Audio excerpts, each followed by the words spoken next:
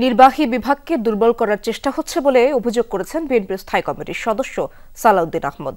তিনি বলেছেন, বিএনপি সেই সংস্কারই চায় যে সংস্কারে কোনো বিভাগকে খর্ব করা হবে না।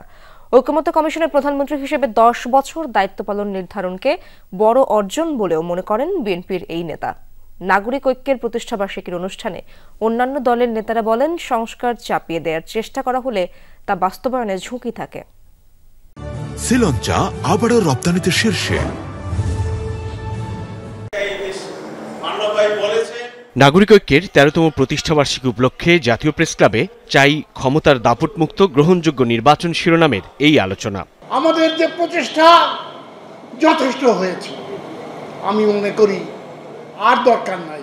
সভায় যোগ দিয়ে নির্বাচন কমিশন সংক্রান্ত সংস্কার কমিশনের প্রধান বদিউল আলম মজুমদার গুরুত্ব দেন রাজনৈতিক দলে গণতন্ত্র চর্চার উপর।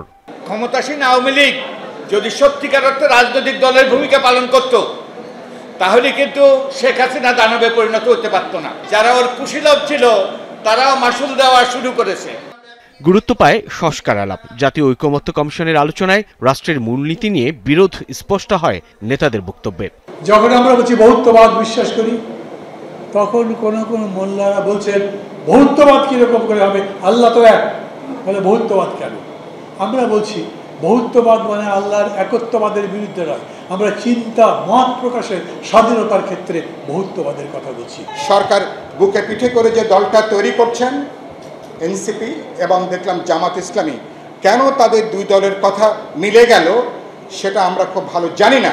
আপনারা কোন দিকে সরকারকে ঠেলে নিচ্ছেন, কি কথা বলতে চান? আগামী ফেব্রুয়ারি মাসে যদি জাতীয় নির্বাচন অনুষ্ঠিত হয়, তার আগে কি স্থানীয় সরকারি নির্বাচন হবার কোনো সুযোগ আছে কিনা? তথাকথিত ঐক্যমত্যের নামে মুক্তিযুদ্ধের মধ্য দিয়ে অর্জিত বাংলাদেশের মূল ভিত্তিকে আপনি কৌশল অন্যদিকে দিতে চান। একটা সার্বভৌমত্ব পার্লামেন্ট করি, পার্লামেন্টে ভালো প্রতিনিধি যাতে আসতে পারে সেই চেষ্টা করি। এইটা বাদ দিয়ে কালক্ষেপণ মানে হলো ওই পতিত স্বৈরাচারকে সুযোগ করে দেওয়া। বিএনপির স্থায়ী কমিটির সদস্য সালাউদ্দিন আহমদ জানান, ঐকমত্যে পৌঁছাতেই বিএনপি একজন ব্যক্তির প্রধানমন্ত্রী হিসেবে দায়িত্ব পালনে 10 বছর মেয়াদ নির্ধারণে রাজি হয়েছে। বলেন, নির্বাচনকালীন সময়ে থাকতে হবে তত্ত্বাবধায়ক সরকার। পার্লামেন্টে এমন কোনো আইন পাশ করা যাবে না যে আইনটা এই জুডিশিয়ারিতে চ্যালেঞ্জ হবে না। আমরা বিচার বিভাগেরও জবাবদিহিতা নিশ্চিত করার জন্য প্রস্তাব রেখেছি। চেক অ্যান্ড ব্যালেন্স, একটা মধুর সম্পর্ক এবং পাহারাদার সৃষ্টি করা, সেফগার্ড সৃষ্টি করার জন্য সকল অর্গানগুলোকে সেভাবে শক্তিশালী করা।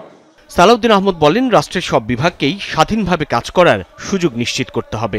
প্রবণতা দেখা যাচ্ছে সংস্কার কমিশনের প্রচেষ্টার মধ্যে, মানে জাতীয় ঐক্য কমিশনের, যে নির্বাহী বিভাগকে যত বেশি নিয়ন্ত্রিত করা যায়, সেটা নির্বাহী বিভাগকে অতীতে একজন স্বৈরাচার হয়েছিল, সেজন্য নির্বাহী বিভাগকে আমরা বিলুপ্ত করতে পারবো না, দুর্বল করতে পারবো না।